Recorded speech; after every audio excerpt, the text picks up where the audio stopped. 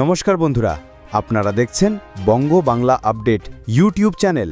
Supreme কোর্টে নতুন MA দাখিল, 26,000 চাকরি বাতিলের মামলায় নতুন মোড়। সুপ্রিম কোর্টে 26,000 SSC চাকরি বাতিল মামলায় একটি নতুন মডিফিকেশন অ্যাপ্লিকেশন বা MA দাখিল করা হয়েছে, যা চাকরিহারা শিক্ষকদের মধ্যে নতুন করে আশার সঞ্চার করেছে।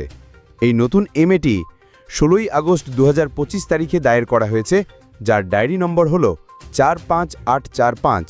মামলাটির শিরোনাম চিন্ময় মণ্ডল বনাম পশ্চিমবঙ্গ রাজ্য ও অন্যান্য। নতুন এর মূল বিষয়বস্তু: পূর্ববর্তী অনেক MA এবং SLP খারিজ হয়ে গেলেও এই নতুন আবেদনটি বিশেষভাবে সুপ্রিম কোর্টের 3 এপ্রিল 2025 তারিখের রায়ের 49 নম্বর অনুচ্ছেদের ব্যাখ্যা চেয়েছে। এই অনুচ্ছেদে দুটি গুরুত্বপূর্ণ বিষয় উল্লেখ করা হয়েছে। 1. প্রতিবন্ধী চাকরি প্রার্থী। যে সমস্ত প্রতিবন্ধী চাকরি প্রার্থী চাকরি হারিয়েছেন, তারা নতুন নিয়োগ প্রক্রিয়ায় অংশগ্রহণের সুযোগ পাবেন। তাদের বয়সের ছাড় এবং অন্যান্য প্রয়োজনীয় সুযোগ সুবিধা দেওয়া হবে। 2. অন্যান্য চাকরি প্রার্থী।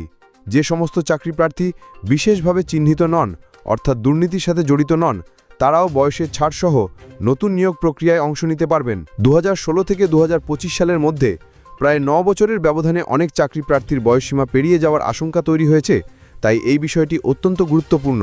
কেন এই MA গুরুত্বপূর্ণ?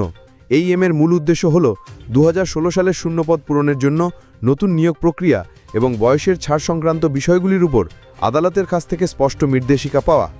আবেদনকারী চিন্ময় মণ্ডল এবং রেসপন্ডেন্ট হিসেবে রয়েছে পশ্চিমবঙ্গ রাজ্য ও স্কুল শিক্ষা দপ্তরের সচিব। আইনজীবীরা আশাবাদী যে আদালত এবার আবেদনটি খারিজ না করে একটি নির্দিষ্ট ব্যাখ্যা বা নির্দেশিকা দিতে পারে, যা চাকরি প্রার্থীদের ভবিষ্যৎ নির্ধারণে সহায়ক হবে।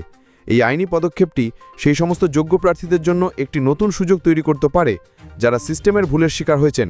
এখন দেখার বিষয়, সুপ্রিম কোর্ট এই আবেদনের ভিত্তিতে কী রায় দেয় এবং রাজ্যের হাজার হাজার চাকরি প্রার্থীর ভাগ্য কোন দিকে মোড় নেয়।